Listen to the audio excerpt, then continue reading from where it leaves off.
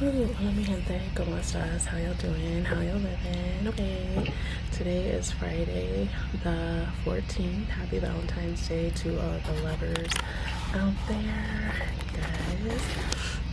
Hope you're having a fantabulous day. This is a day that I normally have always celebrated with my kids. They've always been my Valentines, even time throughout my marriage. They were the ones that I actually always celebrated with versus my husband, my ex-husband, my ex, whoever the fuck he is. So, you know, this day isn't really all that different for me this year.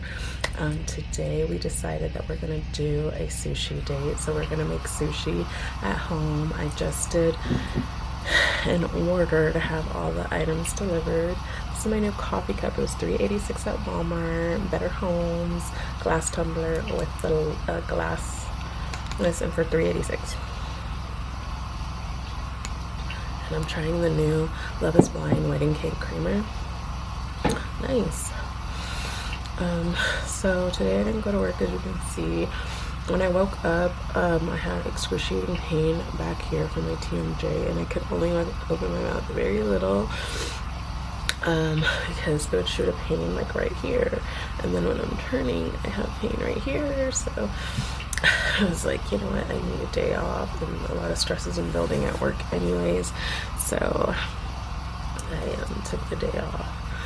And I've been sick all week long anyways, so it's just been, yeah, I took the day off, and they said they don't need a reason why you take the day off, but I feel bad because me and my best friend at work are both off today, and but it's been also a treacherous week for both of us, and like, I don't know, I think I'm holding all the tension because I'm starting to get like, I'm feeling facial tremors come on again, and I can't let a job do me like that because obviously they don't care at the end of the day. But let's get back to the lecture at hand.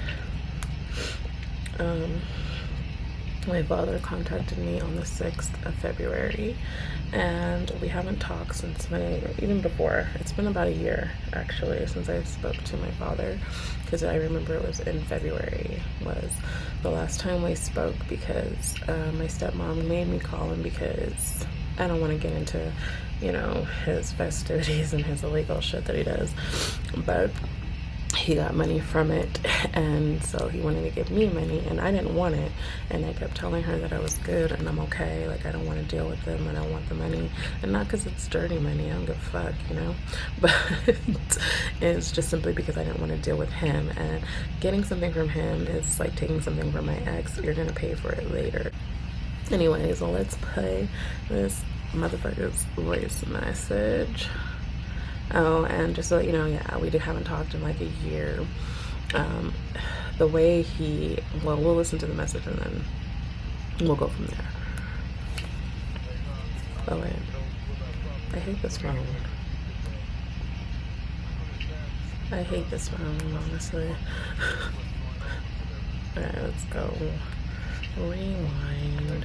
I'd like to know what our problem is, but anyway, if you could put it past you to just talk to me once or let me know what's going on or whatever, then I would sure like that. If you could do that, give me a call. Love you. Bye. So, obviously, he doesn't know why we don't talk. I don't also think that he's used to somebody sticking to not talking to him, because even when my stepmom had stopped talking to him, she was accepting his calls, kind of like I do with my ex, you know. I need to set my own boundaries too.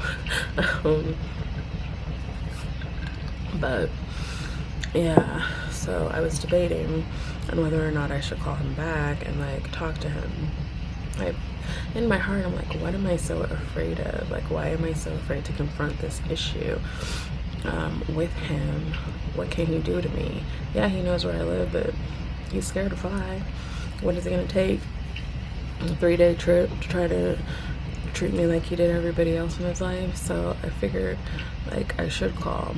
I don't know if I should record it or see, but then again, you guys could probably hear his backpedaling and lies and things that he's gonna say to negate from what he did. Luckily, I have been in this situation for 20 years already, so I already know what all of that sounds like and all of the things that were said. Now that my stepmom isn't here, I do feel like I should be able to confront half of those issues, because it was her, and you would think it would be my mom that would make me want to not talk to him, because he was abusive to my mom and he treated her really badly. He's done some awful things, and things that I thought were dreams were real. And but I had this love-hate relationship going on with her because of him. Everything that was done wrong to me in my lifetime by my mom was because of him. And I always felt protective of her because of him, but I wasn't protected. So I had this like love-hate relationship that was going on with my mom, because I love her to death, but I hated her because of the way that she treated me. And it was something that was out of my control. I can't choose my parent. If I did, I would have chosen a million bajillionaire. But you know, I can't choose my parent, just like my kids can't choose their parent, and I can't get mad at them for who I chose in my life as their parent, because I chose somebody that abused me and was not kind to my children. And so that's on me, not on them, so I can't take it out on them. And each day I realize how blessed and fortunate I am to have kids that allow me to express myself, and I allow them to express themselves. I'm getting tripped up because my mouth is not aligned, but I thought we can go on this journey together, because why the fuck not, right? And see what happens. Let's see if I have 3%. So if I don't like anything, my phone's gonna die anyways. So I have a little bit of anxiety. I won't lie to y'all about it. I do have anxiety talking to him. I think it's just a natural anxiousness when you're, number one, confronting an abuser, and number two, just, you know, confronting anything. I don't like confronting situations, which is why I have such a hard time with boundaries, is because of that. But like I said, I need to be able to at least get it off my chest, and whatever happens, happens. If he doesn't like it or he lies, I just will further not deal with him. I mean, he's already on the blocked list, so it doesn't hurt me either way. He can't hurt me, and I have to keep that in my mind, that the things that he did to others, he can't do to me, and I'm not gonna allow it. So I'm gonna call him. We're gonna call him together.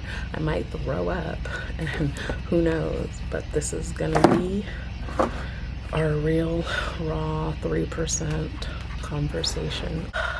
But I can't.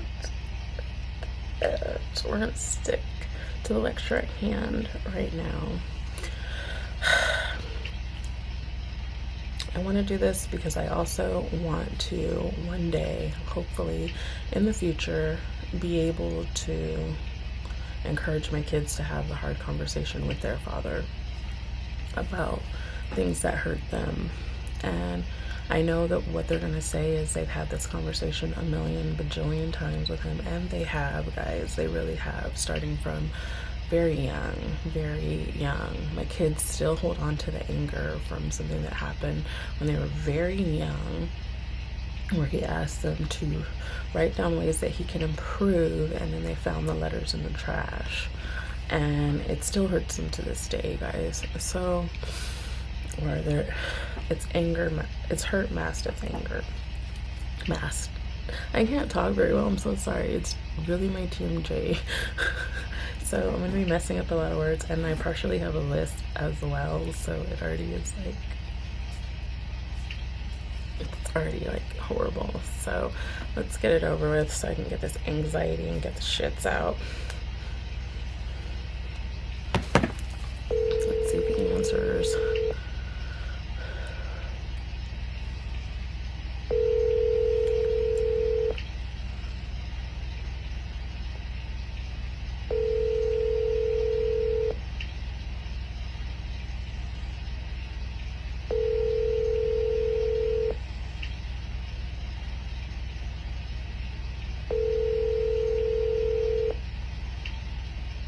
Okay, so I'm back now. Be an example to my kids, and I've got to confront issues that are not easy for me.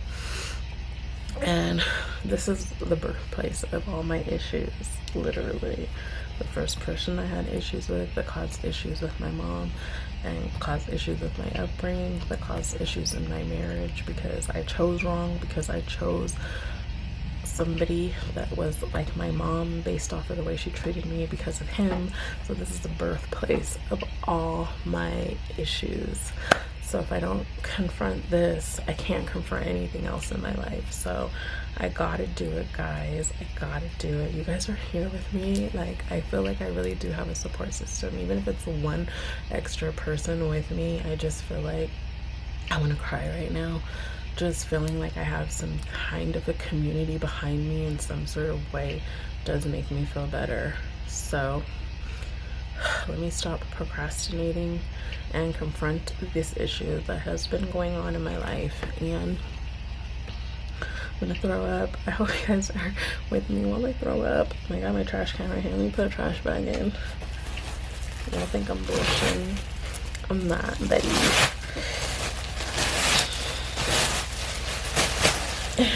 Let's see. Valentine's Day is gonna have a whole new meaning for me. A whole new meaning. But I want to encourage my kids to be stronger. So let me do it. Let me do what I gotta do. Alright. On 2% battery.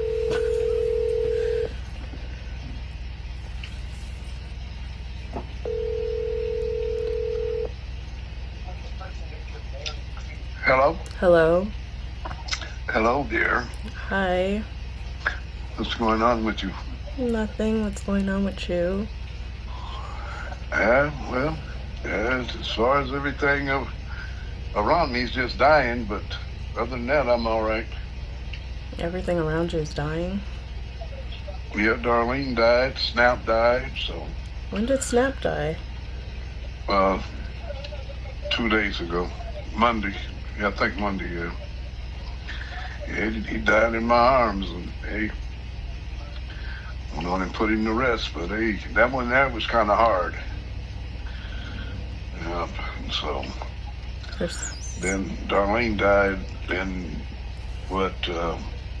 July the 10th, so... Yeah.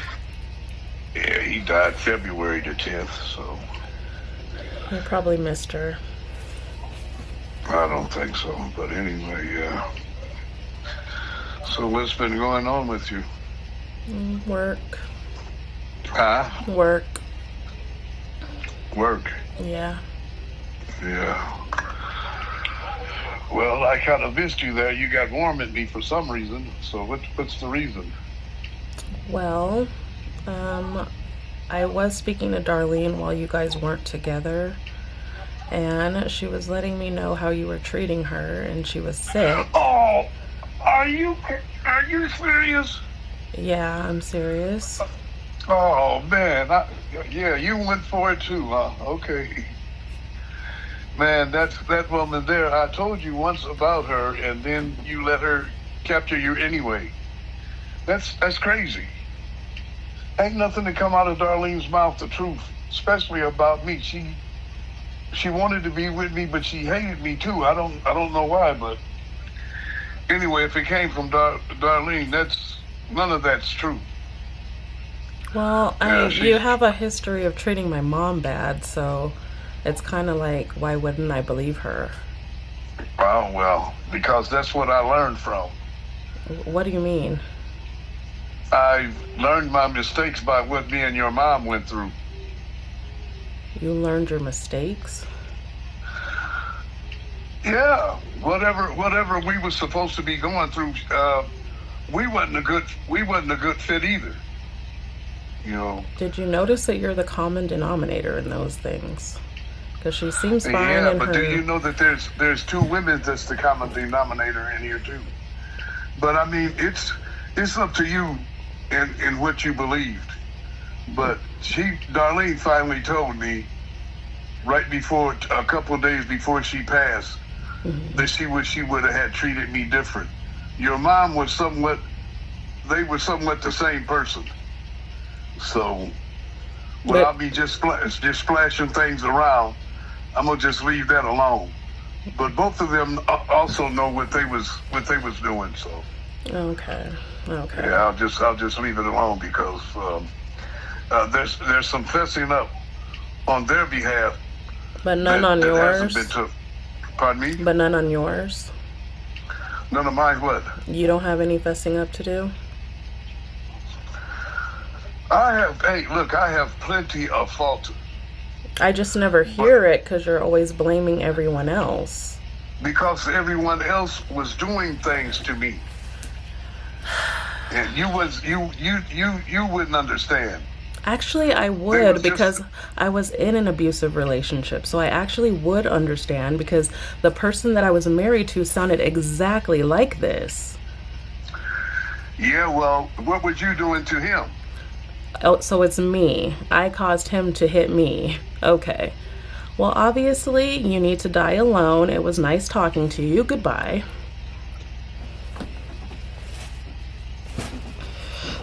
Well, that's how that goes. Sorry it wasn't better.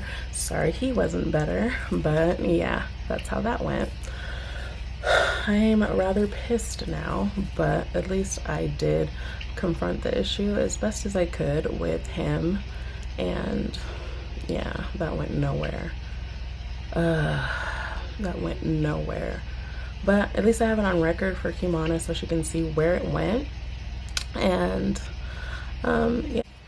The part that I feel sad about the most is Snap. And did you hear how? Did you hear how?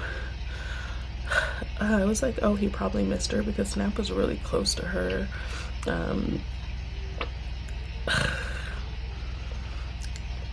That he just dismissed it and he's like, oh no, I don't think so. And he was like, before this bitch lying on her name, this bitch. It's okay. It's okay. It's okay.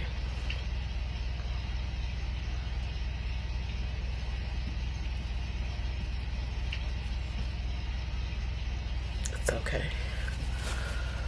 That's gonna be my last conversation with him. I can't do that anymore. I am so pissed, but I'm glad I did talk to him and I kept my cool during it. I wanted to say so much more and I wanted to yell and scream and get all my anger out on him, but I didn't use my 1%, 2% on it. But yeah.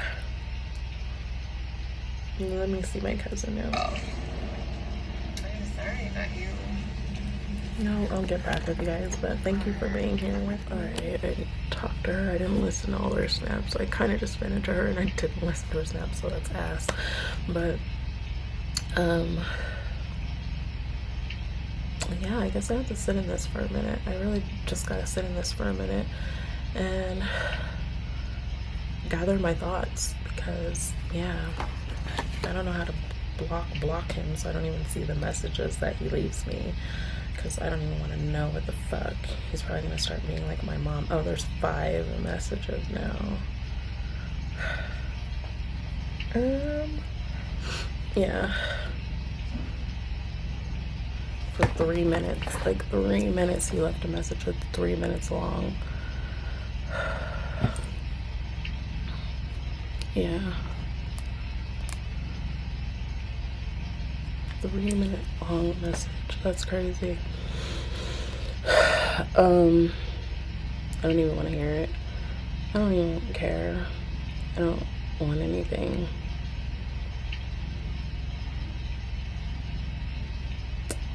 To my stepmom and my mom, I just feel like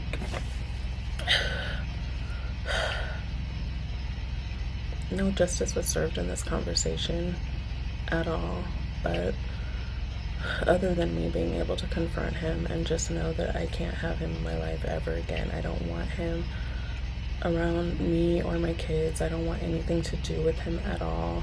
I don't want anything to do with him. One thing about me is like I'm not the person to just constantly call back and do all those things. It just hurt. It just hurt. I can put him officially to rest in my life now, and I feel good about that. That when I killed him off last year at this time, the death has been finalized now, so that's good. Hey y'all, I need to do these logs, child. But anyways, it's been several hours since the conversation with my father. Shortly after that, I soaked. I danced. I rapped. I was a whole gangsta, and I've been a gangsta all day actually. So it really put things into perspective. Him and my mom literally talk to me the same way. My mom hasn't done it in a while, but they definitely like dig for, go for the jugular when they are pissed, and he definitely did that. I got teary-eyed just because obviously somebody downplaying your abuse. I had it done by the abuser themselves. I've had it done by, my family. I've had it done. I've had it done by essentially everyone. And the way he phrased it was like, "What did you do to deserve that?" My ex-mother-in-law said the same thing, the same exact words to me about when my ex cheated on me. So, as you can see, everybody around me talks to me like shit, like I am complete dog shit. So, it got me a little choked up just because I'm still dealing with the aftermath of obviously the abuse things. That part stung, but the rest of it is just, yeah, I'm happy that I kept my composure the entire time. My initial thoughts was to go off and read him his rights, but honestly, what would that do other than upset me? And it wouldn't get anywhere with him. If you could tell by the way he was talking to me, he had his mind made up, and he definitely tried to minimize every situation and minimize his fault in every situation. But like I said, I had already dealt with somebody like that, and so it doesn't surprise me at all. I knew him before I knew him because I essentially married somebody that was just like him. So there was that. Me and the kid, because Taj was busy, where me and Kimana made spring rolls. I set out a little like dessert tiny platter, and we just enjoyed each other's company and talked. We're talking about growth, we were talking about cultures, because I was just saying like I have a hard time identifying with one part of me just because that was the abusive. Well, my father obviously is part of it, but my grandfather, his father, was abusive, and so I have a hard time identifying with one part of who I am culturally. And but I was telling my daughter, because she has kind of like the same problem as me, and it's not the culture's fault that the person was shitty. It's not. We gotta look for the positives in the traditions, in the foods, and the people that aren't in our family that make the culture amazing. Sometimes one bad apple does spoil the bunch, and so that's kind of how I looked at it. I did meet a guy. He was actually assisting on my pap smear like many years ago. That was from Trinidad, and he had the best accent. Oh my god. It was an awkward meeting, obviously, because my legs were sprawled in the air, but yeah, that's how I met the very first person I met, and that was Trinidadian. But what else? I feel like I made peace with my father situation in this conversation. Like I said earlier, I had already like buried him. But this honestly put the nail in the coffin, so that's where we're at. I loved for people to hear how evil he is, because it just, for me, solidifies my decision. Other people might feel like you're putting your family's business out there. He is not my family, and I don't give a fuck what business I put out there. It's mine to put out. So whatever I say is my business. If I'm involved in it, it's part of my business. So I don't give a fuck. I don't give a fuck. But that man is not my family. Has never been my family. All he's ever done was try to capitalize off of me by filing taxes on me when I was younger. The only thing he remembered my entire life was my social security number and my name and my date of birth. So there. The only reason I knew that he was even using that information is because when I was 16, I got caught up with some stuff with the IRS because he was trying to claim me. So, yeah, that is where that went. Also, I don't owe him anything. He did not raise me. He did not financially contribute to my life. He did nothing for me. So I owe that man 0 things. And even if he did, he's a shitty human being, so I don't give a fuck. And I'm leaving that right there too. But yeah, other than that, Valentine's Day was just an eye-opening experience. I called my baby sister. We FaceTimed for a bit. That pissed me off too because I was like, oh, what are you guys doing for Valentine's Day? And she was like, well, we were going to have lobster, me, dad, and Tamara, because my mom is allergic to shellfish, which I didn't understand why that was on the menu for Valentine's Day, but I digress. But my middle sister was not home, so they're doing nothing. I don't know why he couldn't do it with just my baby sister and him, but I guess if my middle sister isn't there, then no one matters. So that pissed me off because my baby sister deserves to be treated well too, regardless if my middle sister is there or not. So pretty much I'm on, hit 'em up Tupac right now, and that's where I'm at with pretty much everybody in my life because yeah, Chino XL, fuck you too, all you motherfuckers. So that's pretty much where I'm at in my life. Today was just, like I said, very eye-opening, and I appreciate the day. For me, I'm ending it on a very positive note that I love those who love me and fuck those who fucked me, and unless you fuck me good, you know what I mean, fuck me good, then I love you. But yeah, and I'm working on a new conquest right now. He's in New Mexico. I think I told you guys about him earlier. I want to show you guys this picture so bad. Just because then you would see why I selected this as my new conquest, because his lips are like super juicy. And give it to me, baby. Give it to me.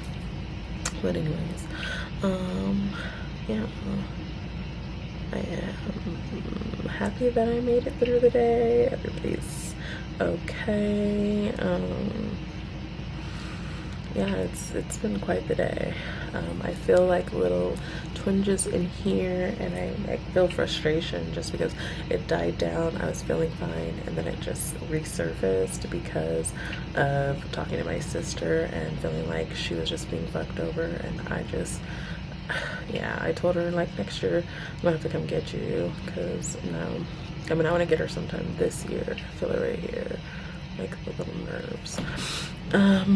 So my facial trimmer is probably gonna start soon, but I'm trying to let everything go.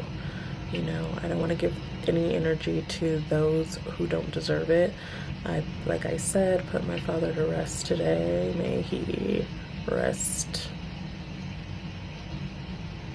And yeah, I think that's it. I love my kids, and I'm very grateful for that. I'm grateful to be able to open my eyes and see people for what they are. It's just kind of crazy to hear both of your parents talk to you the same way. You know what I mean? Like I said, Mama hasn't done it in a while, but she would say mean and hateful things just like that, just that tone, just that amount of hate. And yeah, it was great.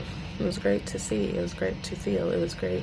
I'm honored to be the person they both chose to shit on. Yeah, no longer am I going to be anyone's motherfucking punching bag. I want to say happy Valentine's Day. Love comes in different forms. It's not always from a significant other or a parent or anything like that. It can be from me to you, and I love you guys, and I hope your Valentine's Day was a lot better than mine. Mine was just filled with, actually it wasn't bad. There was moments, right, that were bad, but I enjoyed the day. I had the day off. I chilled with my dog for the majority of the day. I handled a lot of business that needed to be handled. I actually was very accomplished today. Like, I really need my schedule to be like, or have a day off like this. Scheduled me an eye appointment, like, I really did the damn thing today. I'm like super proud of literally everything that I was able to accomplish today. So I'm glad that I took this day off. Plus, shortly after I woke up, my jaw, like maybe around 11 or 12, my jaw realigned. And that was great because y'all, that was so disheartening. Like waking up and your mouth being like, but you can't see it, but I can tell it was like off to the side because of the alignment. Now it's fine, but I could tell it was. It's just been stressful. But I think half of my stress has been lifted talking to him, and I know it sounds odd and I know it sounds weird and it doesn't make sense that it's been lifted from that conversation, but sometimes you just have to have a conversation like that in order to bury a lot of things, because like I said, he was the beginning of all of my trauma. He was tied to everything that I had trauma related in my life. So burying him is going to bury that, and then it's just allowing me to feel free and to move on and do what I feel is best for me and my kids.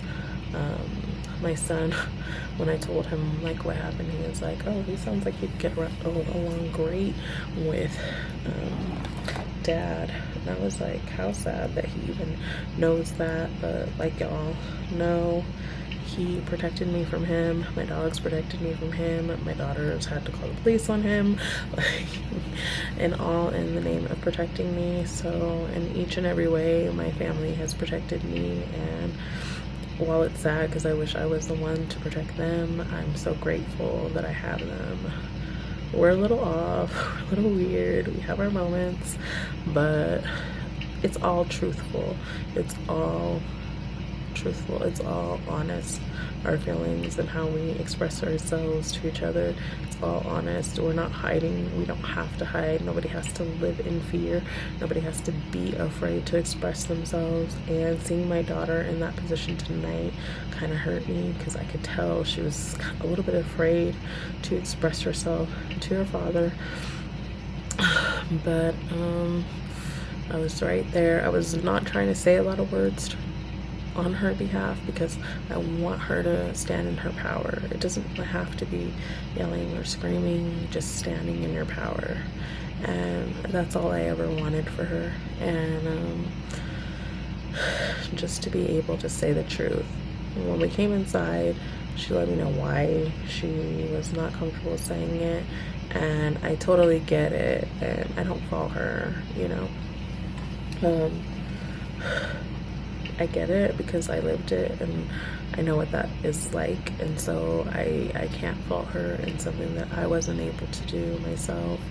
It's just I feel very uncomfortable when she's uncomfortable, and I don't know how much she wants me to speak for her, so that made me uncomfortable because, you know, I think she just reverted back to her former self around him, and I hope one day that changes. I hope one day she's able to feel strong enough to, you know, say what she needs to say, because I was very scared of the words that I had to say today.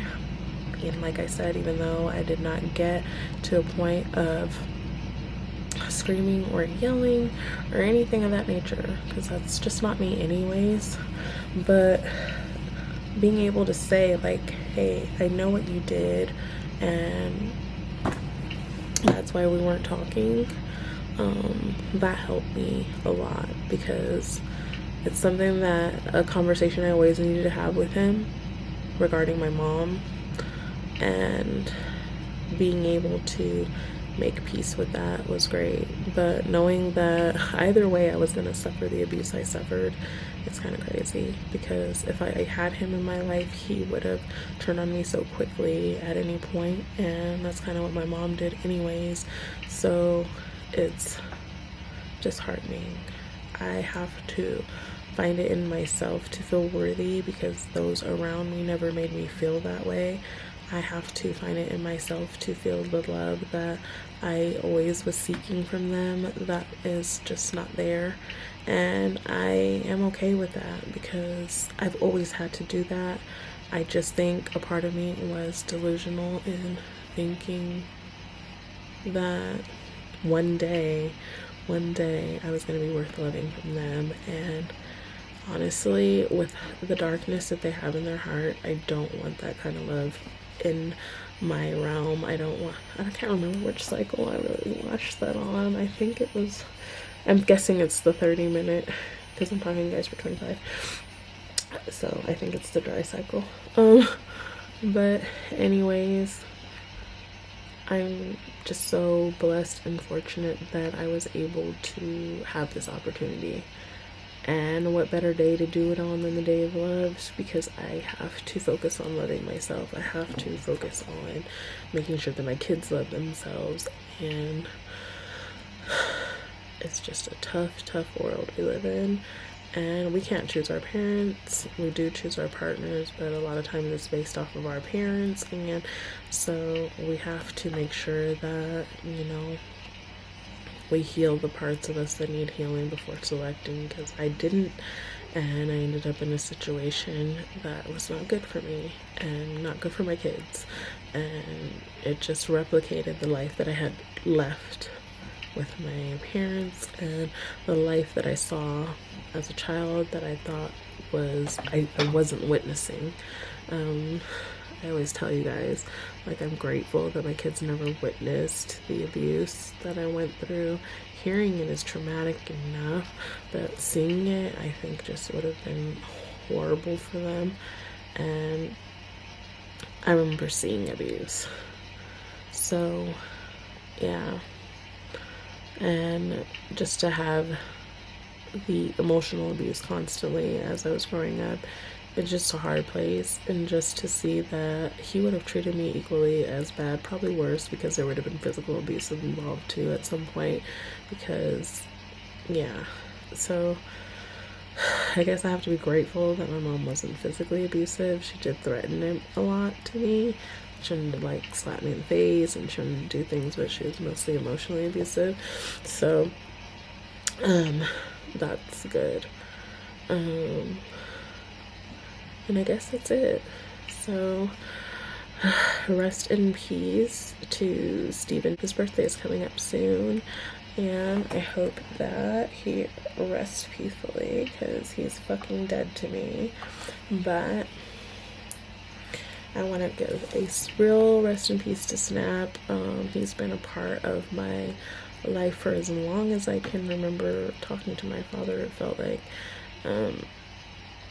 he was the cutest. I think I had a little photo of him. He was my contact photo for my father when he was a baby, choking up a little. And I remember how much my stepmom loved him, so much. She didn't want that kind of dog, and I remember she telling me that, she wanted a little Pomeranian, and but she still loved Snap a lot. So rest in peace to my brother, Snap, my little fur brother. My actual brothers, they didn't deal with him. They have never really had a relationship with my father, and I could see why. And I don't think I'll ever be able to have a relationship with them just based off what's going on in their lives. But I wish I could, because I think it would just help so much for me to heal things, and I wish my stepmom could have helped me with that, because we lived the same kind of life with Steve. So Yeah. Those Steves, boy. Those Steves. Those Steves. I'm even turned off by people named Kevin. I like every time I see somebody Kevin that likes me, I'm like, yeah, no, thanks.